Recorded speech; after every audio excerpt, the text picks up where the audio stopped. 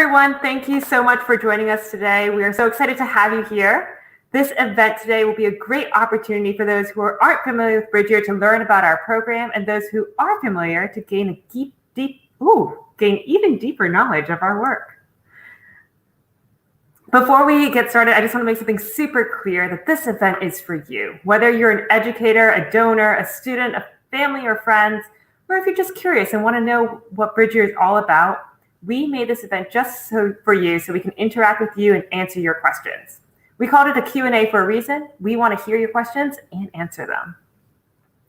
For those of you who are new to BridgeYear, our vision is for all students to graduate high school with a clear path to success.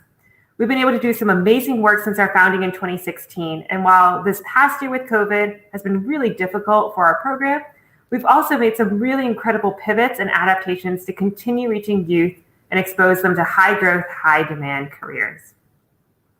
Today, many students, like those who can't afford college, those who have GPAs at or below 2.5, and those who simply aren't interested in a four-year degree, they're often neglected in the push to enroll at a four-year college. BridgeYear was founded to support these students and to help all youth graduate high school with a path to stable employment. The greatest barrier to this goal, students don't know all their options. To address this, we offer a two-part program here at BridgeYear. We have a career test drive experience and student advising. You're going to be learning more about both of those programs today from the people who make it happen. So don't worry if you have a couple questions still. That's why we invited you here.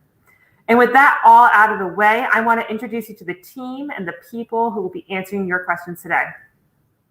To start off, my name is Victoria Chen. I am the co-founder and executive director. Bevan Howard is our communications coordinator, and she'll be fielding your questions behind the scenes today. Victoria Doan is the other co-founder and our chief program officer. Meredith Buchheim is the program coordinator. Tina Smith is our program operations manager. Evelyn Melgar is our manufacturing coordinator. Stephanie Garcia is a program fellow. Mariah Rodriguez is a program fellow. And last but not least, Alicia Vasquez is our advising program manager. We'll see these people later, so I'm going to bring them off screen for now. But now that we're all acquainted, I would love everyone listening in to share with us your dream job when you were in high school. You should see a space where you can type this in on your platform, whether it's YouTube or Facebook.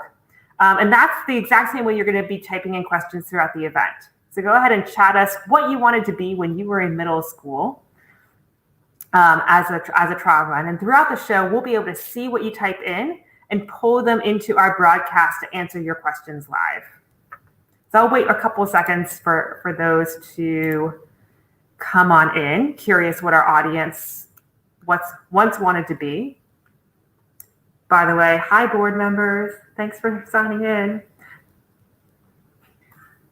I see Kate Fowler is here. Hi, Kate. She wanted to be an astronaut with a little rocket emoji.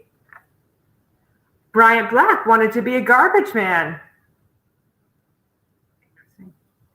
Ronnie Johnson, own a construction company so I could build my mom and dad a house. Loves that. You might resonate with some of our students. Hey, Kate. Wonderful. So now that you know how the comment function works, we're going to be using that later on. But right now I'm going to turn it over to Bevan to talk a little bit about how this event is going to go. Yes, thank you so much. So hey everyone, I know that we're all battling some pretty serious Zoom fatigue right now. So we wanted to make this event stress-free and fun for you. So today we have 4 segments to highlight some exciting new features and components of BridgeYear. First, we're going to give you an overview of our Career Kit program with Meredith, who will be giving us the inside scoop on the new instructional platform. Next, we're going to give you a little demo of our Career Kit simulations, but with a twist. Today, we'll see our 2 new board members try on our 2 brand new auto technician simulations. This has been dubbed their official welcome into the BridgeYear family. Then we're going to toss it over to Evelyn, who will give you a little office tour, and we'll show you where and how we make career kits. Then for our grand finale, we'll catch up with our advising program manager, Alicia, to talk about some student stories and trends that she's witnessed this past year. After each of these segments, we're going to open it up for questions from you. Bear in mind, there'll probably be a little bit of a lag time between when you submit your questions and when we see them. But fret not, we will get to a roundtable discussion at the end of this event, where we'll be able to have our entire staff on screen to chat and answer your questions. So if we don't get to your questions immediately during the segments, just know that we'll be able to circle back later for that roundtable. So now we have said this multiple times, but it bears repeating that we want to hear from you. We won't be forcing you to go off mute or turn on your video. So I want to see your lovely questions typed out so we can engage and get them answered. So without further ado, I'm going to turn it over to Meredith, who has something exciting waiting for her outside her front door. Thank you, Bevan. Yes, I sure do. So today I'm going to introduce you to the Career Kit program and give you a peek into the student experience. So what exactly are career kits? Well, when students and schools went virtual and into hybrid models, we realized students are going to need our help more than ever. So what we've done is taken our career test drive fairs, our large in-person interactive fairs, condensed that down into a portable career test drive kit. So instead of working with students in schools in their gyms, we now come straight to their front door. Okay, well, not every student has their career kit shipped to their home. Some pick them up from school, other students complete their career kit in class with their teacher. Regardless, the most important thing about career kits is that they are completely flexible to whatever learning environment your student is in. So let's go ahead and open this up and see what's inside. Every career kit comes fully equipped with all the materials students will need to try on their career and have their hands-on experience. Currently, we offer a few different industries with our career kits. First, we have the healthcare industry. Second, we have the construction and design industry in partnership with the National Kitchen and Bath Association. And recently, we just launched Auto Technician with sponsorship from Gulf States Toyota and the Friedkin Group. So later, we'll talk a little bit more about each of these individual simulations and what we offer. But for now, we are going to dive right into medical lab technician. For this activity, students are tasked with figuring out of 4 patients who would be compatible with a donor sample of blood for their blood transfusion. They're going to do this by first figuring out, using a set of serums and patient samples, what is the blood type of that patient. So using antibody serums and actual samples, artificial samples, plasma, and red blood cells of their patient. They will then do a cross match to figure out if they are compatible and use stirring rod pipettes and biohazard bags to make sure they're following proper health procedures and not doing cross-contamination. All this is included so they not only can complete the task, but also feel like a real-life medical lab technician. What's super exciting though is our brand new component to our career kits, an interactive online platform that has all the instruction students need in one place. It's called Nearpod and has a combination of slides, videos, and interactions for students to use as they go through their simulation. They simply follow a link, log in with their name, and we're able to actually embed quiz questions within videos that provide demonstrations of the activity, but also give step-by-step instructions as students work through each phase of the simulation, and not only provide the process information for how to complete the task, but as well as the background information, and do fun interactions along the way, such as fill in the blanks, a drawing activity, to have fun along their way as they focus on being the best medical lab technician, for instance, they can be. Also, what's really great about this platform is that it tracks student progress, and that can be sent directly to teachers. In addition, we offer something known as a live session that students come and engage in after they finish their career kit. We take this time to talk about differences in real life for the career, what pathways students would need to pursue for the career, and what local program opportunities are available in the Houston area. Through our employee partnerships and volunteer program, many times we have industry professionals come and answer students' questions during these live sessions.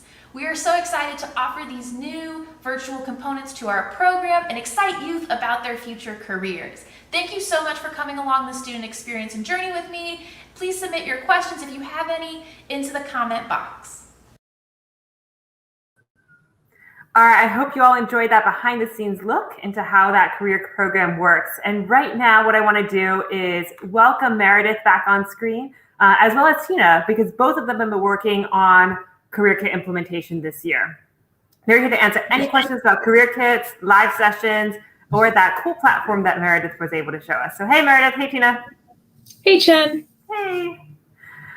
So Meredith, to get us started, tell us a little bit about the live sessions. How are they going, and what's different about interacting with students during COVID? It's been great still being able to work with students in a virtual platform because the students are doing something so different than what they do day in out with school. Having that hands-on experience, the engagement as a former teacher, I've never seen anything like it, where they're focused the entire time and going through the simulation, having fun. And we just had middle schoolers last week ask, like, yes, we can take this home. Like, I want to take all my materials home. So they can do it with their siblings at home. So it's been great to see the engagement, enjoyment from students.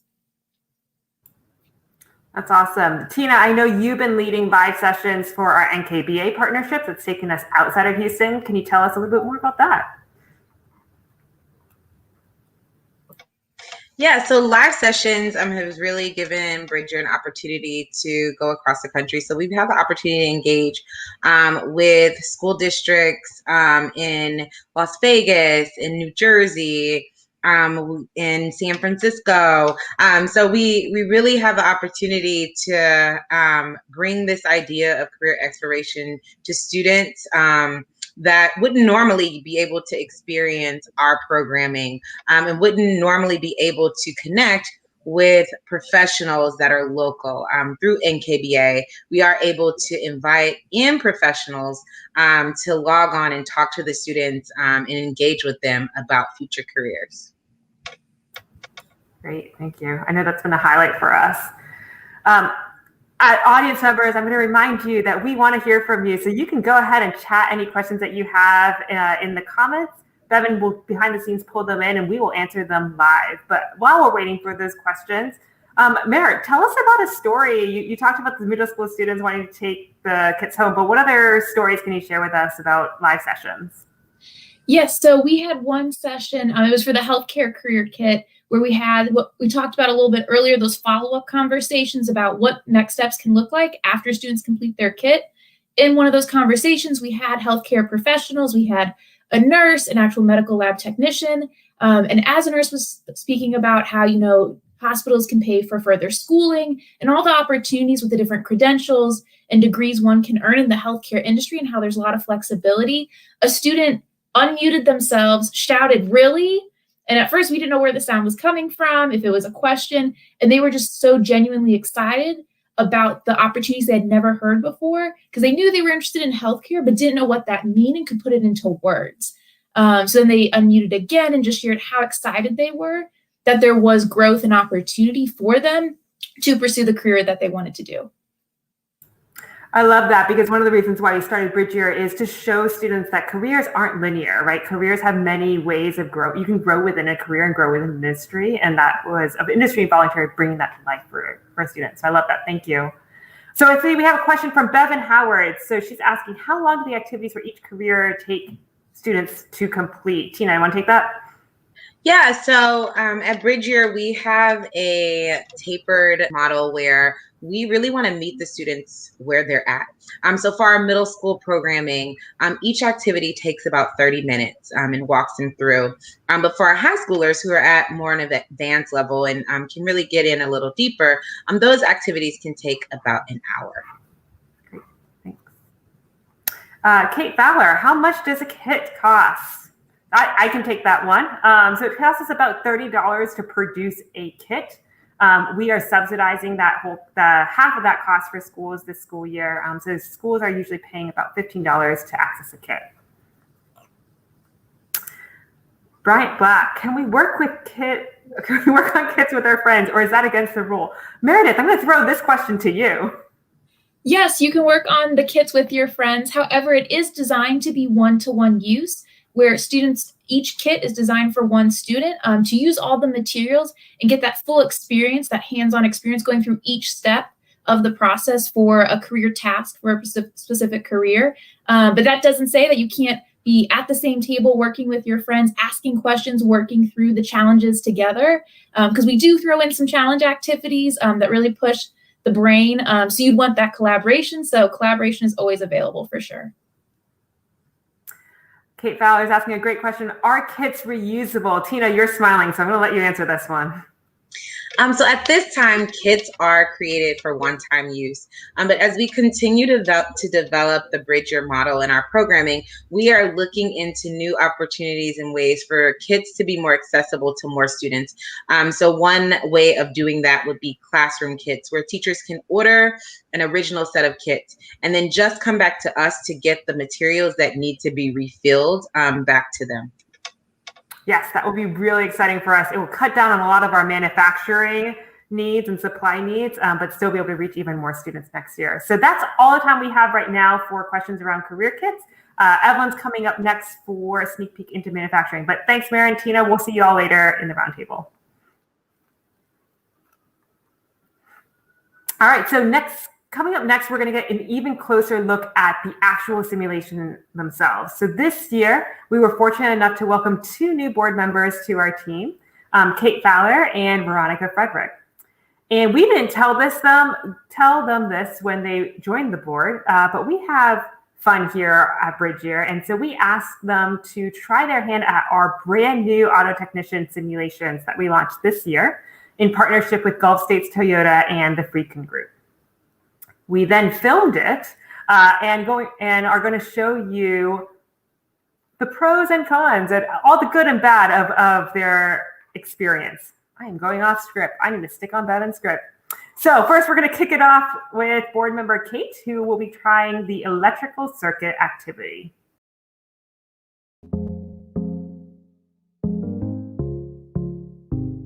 Did you get the LED next to it as well? I sure did.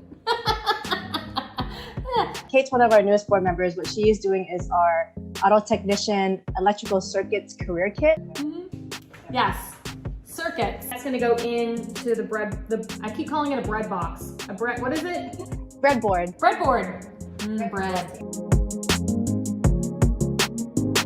You said this was easy. It's about to get like harder by times 10, so get ready.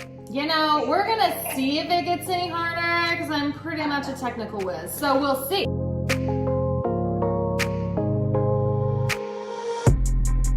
She's setting it up in a way that it's actually incorrect, so that way she can learn how to troubleshoot it. So just so you know, when you plug it in, this won't work.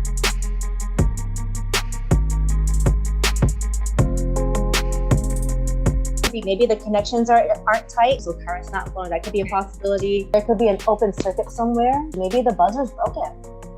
There are a lot of possibilities. That's why we're going to use Toyota's 6-step troubleshooting plan. Let me show you what it's supposed to do. As I get closer, it starts to beep. Ooh, okay. Does yours do the same thing? It does not. So the customer is not saying crazy things here? No, she's right. It's dangerous to like now drive a car without the beep because now it's in your brain like, oh, it'll beep at me when we're gonna hit some. You can hit things easily. Every car has an EWD to show you how things are supposed to be connected. Okay. This is our student-friendly version of that. What you need to do next is look at this EWD. Easy. Kind of in your mind, map out how it's supposed to work. And then circle a general area where you're thinking, you know what? I think that's the area that I need to take a closer look. Okay, cool. So, yeah. Okay, the common, I don't know. I have no idea. I give up. The answer is C. Okay, I would think that the ultrasonic sensor, since it's not working, we need to focus on that, right? Mm-hmm. So I think it's this general area. You can now start to eliminate cases that you don't need to investigate further. So it's the negative, right? That's the problem. The first LED you set up is also connected to the common negative. If that LED works, okay, then it's fine. Yeah. Okay, cool. Our other LED is flashing? Is it supposed to be flashing? I don't know. No, it should not, because it needs to just be flashing when something is hanging out. And it's not making any noise, but it may not be making noise because something's wrong with the sensor. That's a good point. So we went from like this entire car could be wrong to these potential 3-zone areas.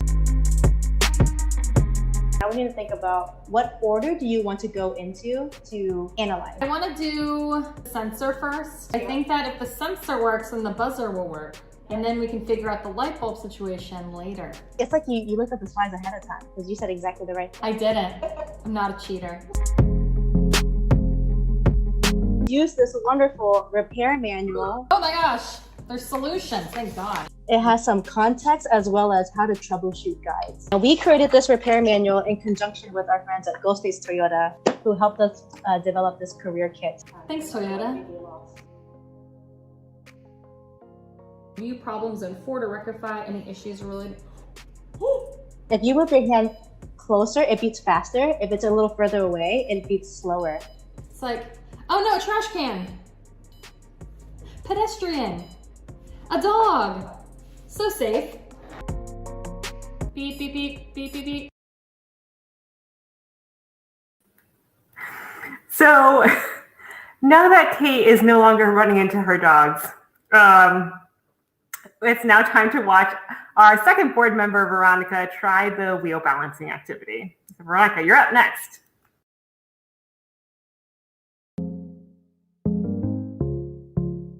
I hit the curb a lot. I hit the curb a lot.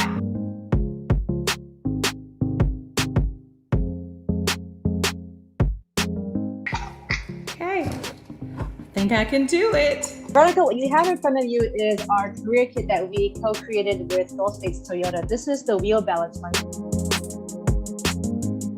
So first thing we're gonna do is set up our modules. This is what the wheel spins on. You're gonna put that right through the middle. Oh, okay. So you spin it, and you hold it in your hand like this. You should not feel any vibrations. This is an example of when a wheel has static balance and dynamic balance. Oh, it's wobbly. So what's happening here is there's a heavy spot. There's something that keeps forcing the wheel to drop down. What do you think we should do so that way this doesn't happen anymore? Put equal weight on the other side. There we go. Go ahead and try that. We'll see if it works. Wow, smooth. What we're doing right now is creating a simulation of what a thicker car's wheel looks like. So now we're going to impose dynamic imbalance. It's going back and forth. How do you think we fix this one? The other wheel, opposite side. That's what I'm thinking. That's what I'm thinking. Like, yeah, I mean, yes, that's what I'm thinking. So she is going to see if her theory of opposite side equal weight is going to work. My theory didn't work. It's a little wobbly, but oh, I put too many nuts on. I had 2 on one side and I had 3 on one side. It's not falling. I'm liking this much better. Let's say a customer came in and they're saying like, I'm driving and I feel the road a little bit more. I noticed that I used to get 25 miles to the gallon. Now I'm getting 20. I don't know if it'll be that drastic. And the auto tech person says, yeah, it's an issue of wheel balance. So you, Veronica, our newly minted auto technician, need to fix this. We have a mystery wheel. There's a heavy spot somewhere. And we are trying to figure out where that is to adjust so that way we have a balanced wheel. It must be very subtle. Oh, wait. Yeah, when I spin it hard, yeah. Wait. It's going down that way a little bit. Yes. So I'm going to move mine up 1. Okay, now the ultimate test is to spin it and see if there's any vibrations or if it moves back and forth. Go fast. It's looking smooth to me. I did it. I feel like I know how to do my tires the next time when I go in now. I think I am on my way to becoming an expert when I go to the tire shop the next time.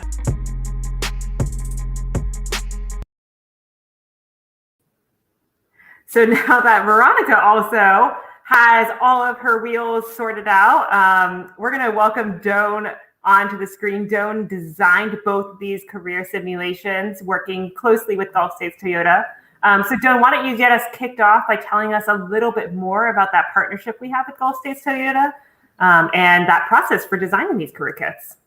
Yeah, so we met Amanda from the Freakin group at a post-secondary conference in Houston 2019, and she approached us and said, something that the Freakin group really wants to work on is their workforce development, specifically as it relates to automotive technology, because they work closely with the Gulf States Toyota. It actually worked out perfectly because we create these career kits. And so from there, we talked and initially wanted to do career test drive fairs, but we're in this pandemic, so we ended up creating the career kits. It's been really great working with Gulf States Toyota. They were able to give us a tour of their training facility.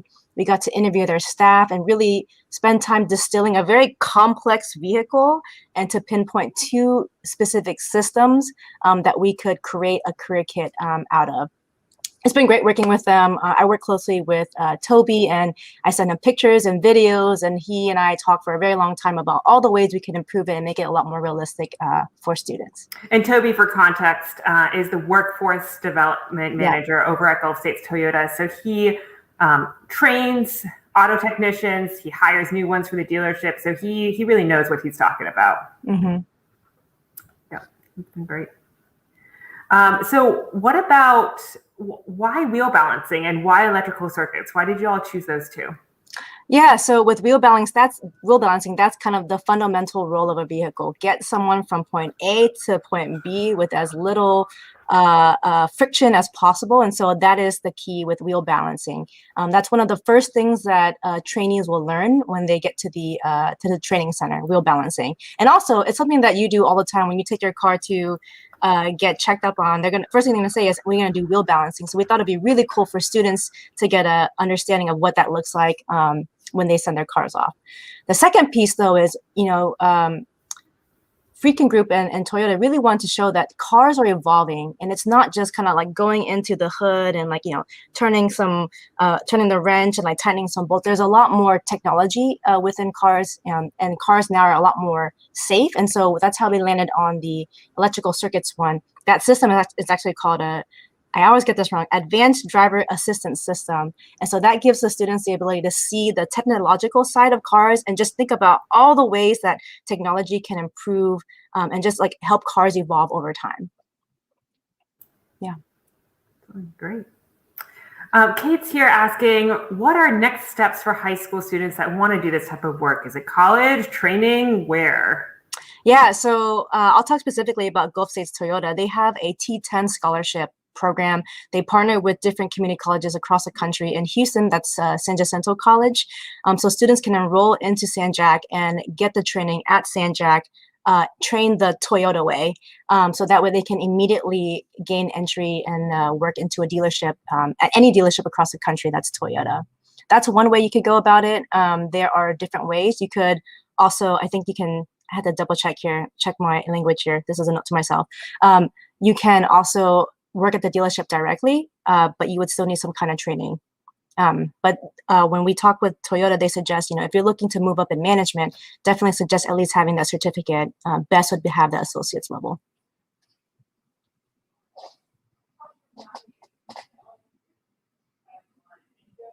Oh, and I'm sorry. Yeah, I couldn't hear you. Yeah. So question from Ronnie is, can I get all the kits or can we just try one? And Dylan, can you also talk about the difference maybe between our auto technician kits and our other industry kits? Certainly. So with all of our other kits, students get to try a variety of careers within an industry. So let's say they'll try, let me rephrase, for our middle school version, they get to try 3 careers in a variety of industries. That way, students can focus on, let me figure out what industry I'm most interested in. For students in high school, they'll get a particular industry box, but 2 careers within that same industry. So let's say I'm interested in the construction and design industry. I might get electrician plus kitchen and bath designer, so I can see kind of the hands-on components of that industry as well as the kind of designing part. With automotive tech, though, we actually created the activities to focus on just one career, but 2 very different aspects of that career, which is why we have the wheel balancing and the electrical circuitry one. Great. Well, thank you, Doan, and thank you for your work on distilling some pretty complex ideas into kits that actually can get mailed in USPS. So we will have you on a little bit later. Keep those questions coming. We see them, and we will answer them at the roundtable. I am going to have Evelyn, our manufacturing coordinator, take us behind the scenes to look at our office space and how we actually manufacture these kits. Hey, Ev, how's the office looking all these days? It is dramatically different compared to our pre-COVID days. When our program shifted from career test drive fairs to career test drive kits, our space converted from a traditional office to a manufacturing hub. So today, I'm going to give you a sneak peek into where the Career Kit magic starts. Follow me. Before we get to the behind the scenes of manufacturing, we have to say hi to our beloved team man, Marsha, short for Marshmallow. She even has her own Instagram account. Go follow it. But pretty much before COVID, Marsha would transport all of our fair materials to schools where we'd set up in large scales and provide students with very large immersive simulations. All those materials for CTD fairs were reused over and over and over again. They required pretty low maintenance, and once they were built, that was it for a while. But now, with career kits, we have all of these boxes stacked up all over our office/warehouse. We're doing a lot more repetitive manufacturing work to get all of these individual career kits to students. So once they've been packaged, we ship them off either to their schools or their individual organizations. Before COVID, if we wanted 300 students to try on electrician, well, we would have 300 students use one large scale electrician simulation at school over the course of an entire day.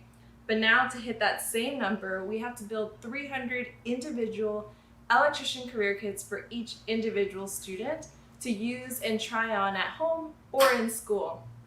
The good news is we're already thinking forward to next school year when more students will be in person. When that happens, we'll be building reusable classroom sets to make it more cost effective for schools and for us. Next, let's go say hi to some of our manufacturing team. Today we have with us Stephanie and Mariah. Go ahead and say hi to the viewers, you guys. Hey. So Stephanie's in the middle of putting this frame together by drilling in some screws, while Mariah is sanding down our final product. It's about to get loud in here, y'all.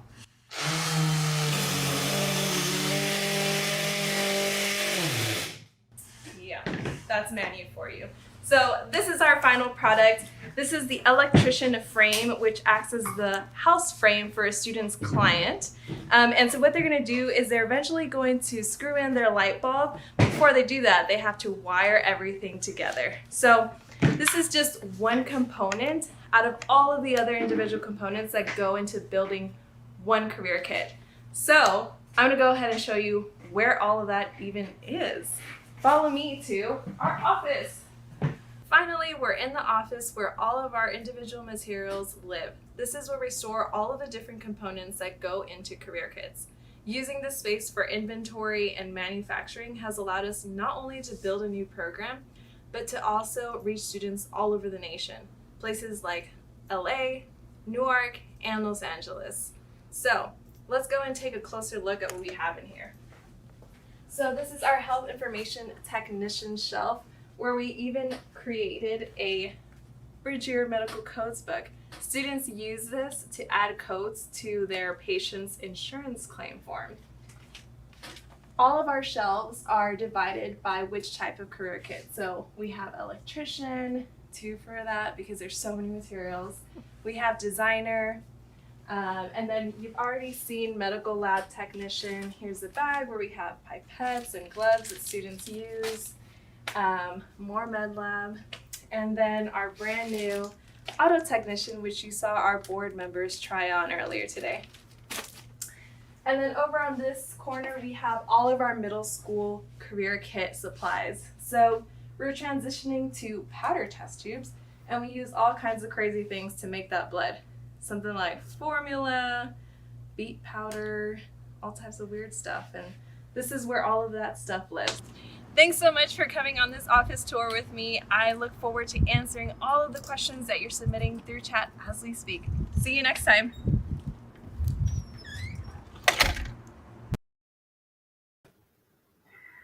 So now I'm going to make a joke about how when we hire people for BridgeYear, we put them on a screen test to see if they're good actresses. But thank you, Evelyn, Mariah, and Steph. I'm actually going to bring them on in real life to answer some of your questions. They are our hard-working manufacturing team. I want to start actually with our program fellows because you all joined us in July and you probably didn't know what you were going to get into. So can you all tell us one thing that you have maybe learned from your time in manufacturing or something that was surprising about your time in manufacturing? I will say that BridgeYear surprises me with the kinds of tasks that we're working on. Like one day I'm filling up these test tubes with vinegar and food coloring, and then the next day I'm running to Home Depot to pick up like 200 pieces of wood. So it's just like, it's so surprising the range of, the tasks that we have to do in manufacturing. So it's like something different every day. Yeah, no, I definitely agree. Before I was talking with my mic off. But just working with all of the power tools, like I feel like I know so much now. That makes sense. Evelyn, you mentioned in the video that we're transitioning to classroom sets. Would love for you to kind of elaborate more on that and what you're excited about for that change. Yeah, so also in that video, I mentioned that all of the kits are one-to-one. So I'm really excited to be able to reach more students because with our classroom sets or our career labs, students would actually be using materials that can be used over and over and over again all day long. So first period comes in, uses a set, next period comes in, and they can use the same one. The only thing they would be trading out is the materials that get used up after, cutting them or whatever it is that you have to do with them, depending on the career. So we'll be able to reach a lot more students. And that's really what's most exciting to me, apart from a little less manual work. Yes, we have a question from our viewers. How long does it take to build a kit? And I think this is going to depend. So Evelyn, why don't we start with you? Give us a sense of maybe start with healthcare. Sure. So I actually think it depends on what grade level. So if we're doing middle school kits, they're actually, because they are less in depth, they're shorter and also shorter to build. So it takes about a week for a middle school kit, and for a high school kit, it's about 2 weeks. And that's just building the components and building the kit. It doesn't factor in how long it takes to buy the materials, wait for them to come in, inventory them. And Ellen, just to clarify, it's not 2 weeks for one kit. It's 2 weeks for how many high school kits?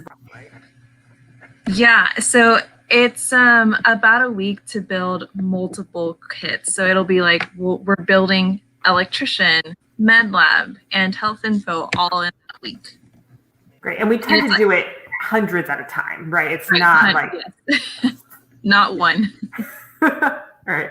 And Evelyn did just mention, I'll just jump in here, inventory and purchasing. We hear about it all the time in the news. Supply chain issues are huge with COVID, and that's something that we've experienced as well. We do have a question from Dawn from Facebook. So Dawn's asking, will the kits need to be cleaned between students in the classroom? This is a great question. And Evelyn, I know you've done some research on COVID protocols, so I'll let you handle this one. Yeah, so the protocol is that pretty much after a day that wouldn't exist on the surface of plastics or cardboards. But I do think we'll be looking into some form of sanitation between classes. Mariah, I'm going to throw this one to you because I think you were just in the warehouse. How many kits would you estimate are in there right now? So as soon as I saw this question popped up, I was like, ooh, what's my guess? What's my guess? I don't actually know, of course, the exact number, but I feel like there has to be at least 500 kits. Yeah, and I that's think you're variation right. between like electrician and auto tech or middle school electrician or healthcare kits. But that's, I would say, roughly at least minimum. Steph, what would your guess be? There's just a lot of boxes. So many boxes, turning over boxes. So if you say 500, I agree, 500. Great, and I know we're stocking up because today's Thursday. We have 2 shipments on Monday, so I know that they are going to going out. So thank you all. Thank you for your hard work in the warehouse. I know we're making you sweat some days, but we are going to turn it to our last segment, which is with Alicia, our advising program manager. I'm doing good. My name is Alicia Vasquez. I am the advising program manager with BridgeYear, and today I'm excited to talk about BridgeYear advising. So 2020 has been a wild year for everyone, especially for our high school seniors who graduated last year. Thinking through all of the challenges that they faced, all of the challenges we as a community faced, but especially them as graduating, and thinking of their next steps. With this being stated, it's also been a really great year to just see how much resiliency and determination has come out through this class of 2020. There have been some wonderful and meaningful wins that we've gotten to witness as well. I think about Judith. So Judith graduated last year. Over the summer, she and I were texting back and forth in regards to her next steps. We knew that she wanted to go to HCC. We also knew that she wanted to enroll in something related to healthcare. And so she and I were texting about enrollment and about financial aid. But one thing that I noticed was that we would text back and forth, and then I wouldn't hear from her. And then we would text again, and then I wouldn't hear from her. And so over the summer and through our engagement back and forth, what I came to find out was that Judith was working a lot. She was one of the main providers in her household for finances, and so her work schedule wasn't allowing her to be able to have that time to get the documentation that she needed together and accomplish those next steps for enrollment. And so something that I was able to do with her is just extend grace and compassion and encourage her to do the same for herself, letting her know that we would still be here, that school would still be here, but whatever she needed to prioritize at that moment was okay. And so she and I stayed engaged. We've been texting back and forth over the last several months. And in March of this year, she let me know that she had the capacity and she was ready to start again her enrollment journey. And so we sent screenshots back and forth. She was sending me her screenshots of her FAFSA. We were able to get that completed. We were also able to get her enrolled at HCC. So I'm excited to say that she's enrolled in her first 2 classes with a licensed vocational nursing program at HCC, which is a huge win for Judith. And I think it truly exemplifies just how her determination through all of the obstacles, through all of the barriers, her determination to stay focused on what she wanted to do next. These are just some of examples of challenges. Other examples that we've heard from students are back to being the sole financial provider in their household, especially in those early months when COVID was first hitting. And so just imagining being a high school senior, it's April of your senior year, and you're now the only employed person in your family. That was a huge challenge. I think another challenge was just the health and safety concerns of students. A lot of questions students were asking were, is this in person? Is this online? What can I do that's going to be online? I want to stay safe. I want to keep my family safe. And so those were a couple of those concerns that we heard this year. With those challenges that we noticed and we were hearing, I'm really proud of our team, our BridgeYear advising team. We started meeting and having brainstorms and researching what we could do to best adapt to class of 2020's needs. And so we did that pretty consistently throughout as the year was changing and as the needs were changing. And one of the key findings that we had was that we wanted to build a database that would highlight short-term training programs in the local Houston area, and that's exactly what we did. So we put together a Airtable that is our post-secondary pathways database. It's open to everyone, but we usually share it with our students. It provides free and low-cost trainings, a listing of free and low-cost trainings in the greater Houston area, and they can go on and find some options. What we also found was that not just students were interested in it, but also high school counselors, and not just high school counselors, but also nonprofit organizations who were working with their clients. And so interest in our post-secondary pathways database has grown, and that is something that we're really excited about. We've got some big plans coming up for it and wanting to expand and deepen and widen our reach with that as well. Another thing I'm really proud of is last year we were able to launch our first post-secondary pathways conference. And that was for local high school counselors, and where we invited some training programs here in Houston to come virtually, of course, and sit on different panels and talk about what their programming was about. And so we are already planning, gearing up for Post-Secondary Pathways Conference 2021. We're really excited to make it bigger, to make it better, as well as the database, right? At the end of the day, it's about reaching people, reaching the young people that we serve, and also making sure that we're meeting them wherever they are.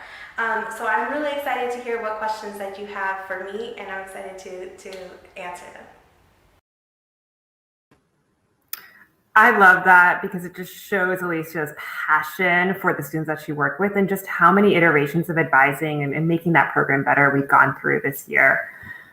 So I'm going to welcome Alicia back to answer your questions that I see in the chat. And she's here to talk about how advising has changed and how we've been able to adapt as the pandemic has thrown different things our way. Hey, Alicia. Hey. Hey, so I'm going to start with kind of just a broad question for you. It's been quite a year. You've been working on a database. You've hosted the first virtual conference last September, and you've been working one-on-one with students throughout the pandemic. What excites you most right now, looking forward?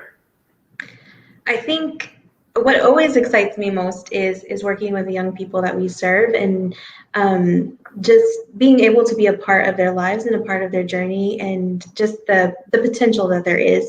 What excites me most about looking forward would probably be our database.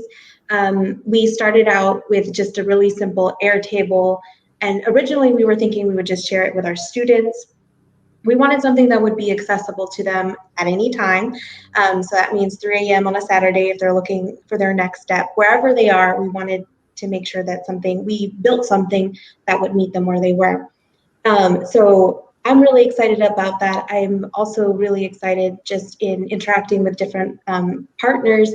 They are excited and cannot wait to be a part of the database, to be able to point their own clients to a database that is citywide, and that would be relevant to their clients as well. So there's a lot of enthusiasm for the potential that it has to make whoever is looking for a change, whoever's looking to better their life through a training, there's a lot of potential for this website. That's great. I'm really excited about it as well. Am I meant to ask the question? No, sorry. We do have a question from Brian. So he says, I noticed there are no 2-year colleges on the database. Are they not considered a low-cost option?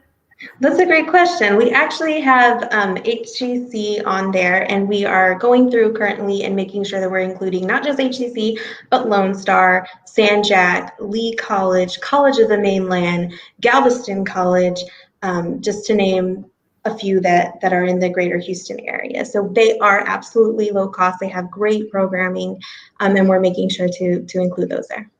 Wonderful, thank you. It's definitely a work in progress. Don's asking, how do students learn about the advising program? And I know that's changed a little bit since COVID, so go ahead. Yeah, so as Meredith was mentioning earlier, there is a part in the CTD Live where they are able to hear about pathways after high school.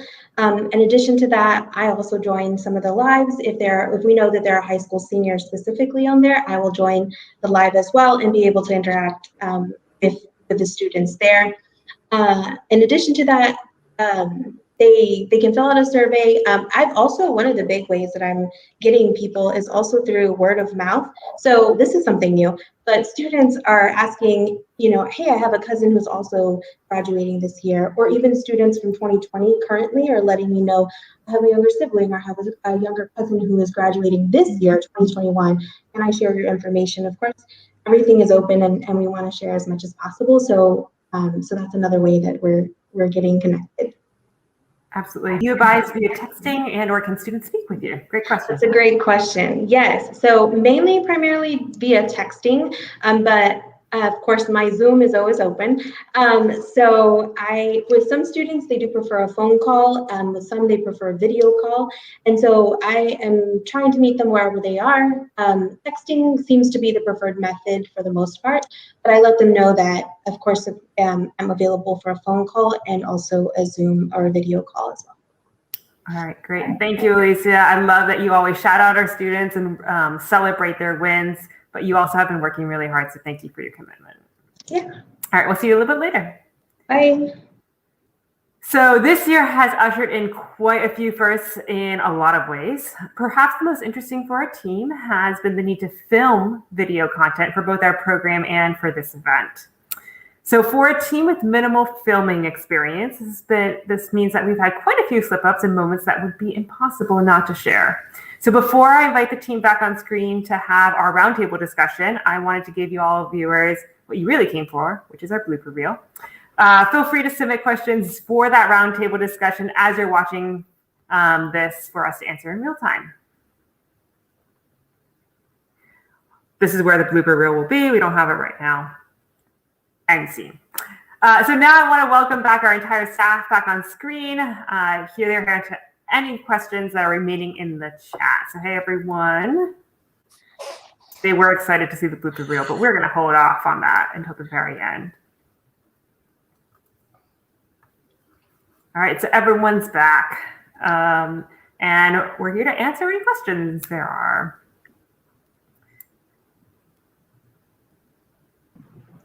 Done. All right, there you go. So Don's asking, will any of the schools want a career fair like in the old days in the gym?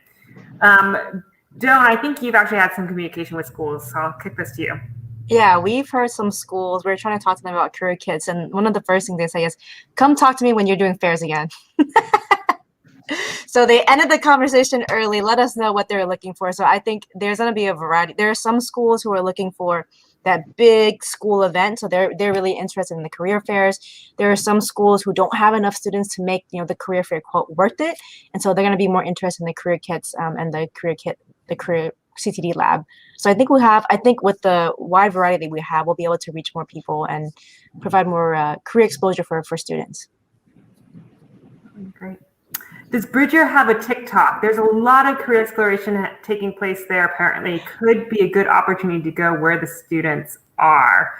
I'm going to throw that to Stephanie, our resident TikTok expert. So the videos that we make are TikTok inspired, and while BridgeYear itself does not have a TikTok, us on the team, we do spend some time doing TikTok research. By research, I mean being on TikTok. And try and stay relevant.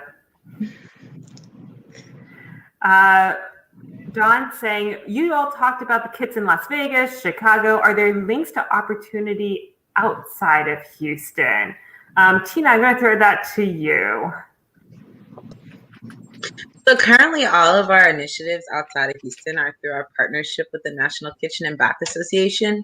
And so they are fully funding opportunities for students to experience kits in the construction industry. Our hope is that one day we will have the opportunity to move beyond Houston and continue to build partnerships with businesses and trade organizations that would allow us to do that.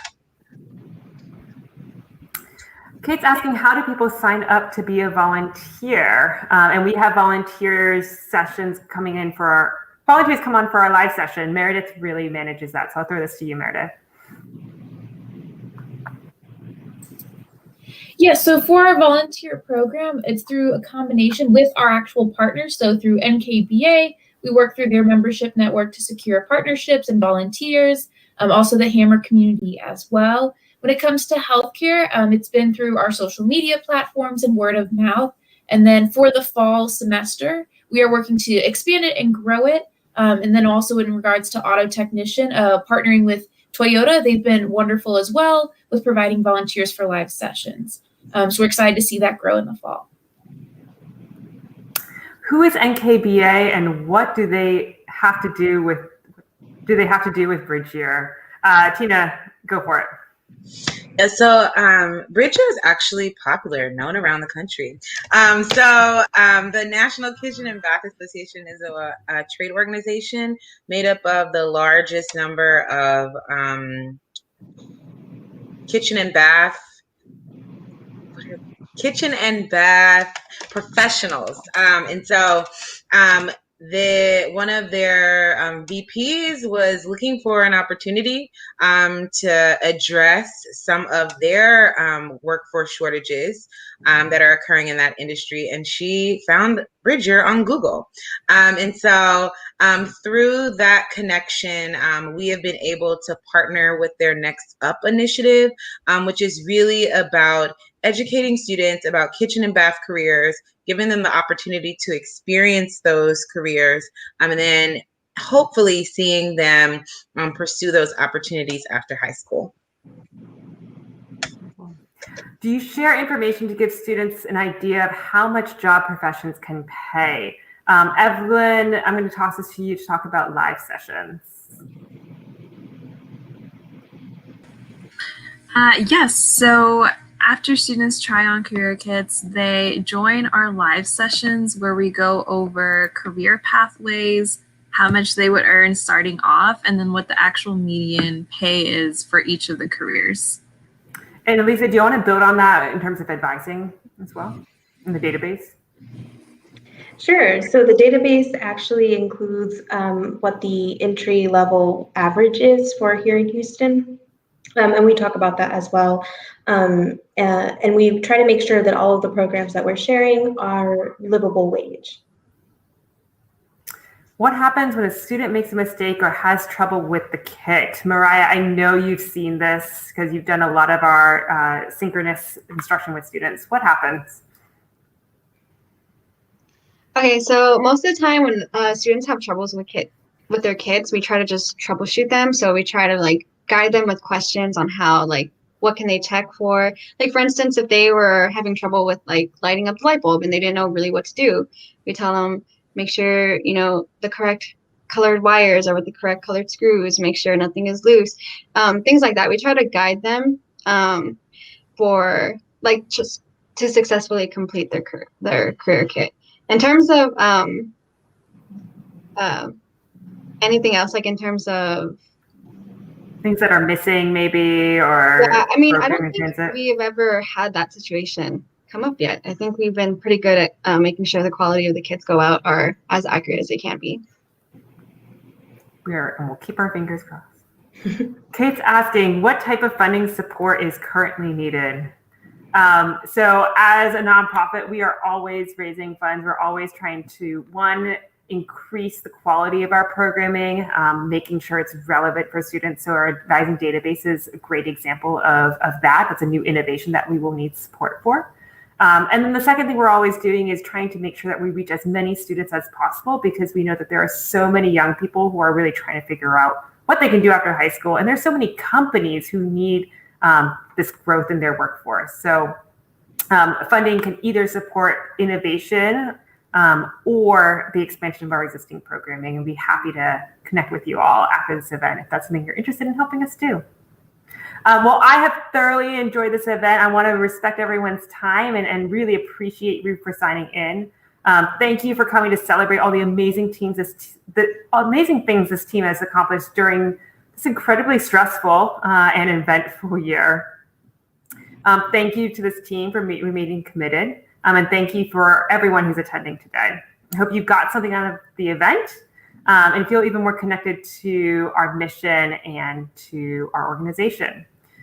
You can visit our website, BridgeYear.org, to learn more. You can also visit that website to sign up for our newsletter. We send fun updates, including fun pictures. You can follow us on social media to stay up to date. You'll get the most up-to-date information on recent school drop-offs or live sessions. And as we just mentioned, if you feel so inclined, you can also donate on our website to ensure that all students and youth can obtain the education training they need to obtain economic stability. I need to work on this. We cannot do it without you. So thank you again for joining, and have a wonderful, wonderful night. Board, that was like kind of like the run through.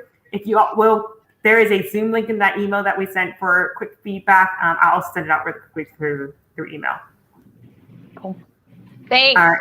Thanks, y'all.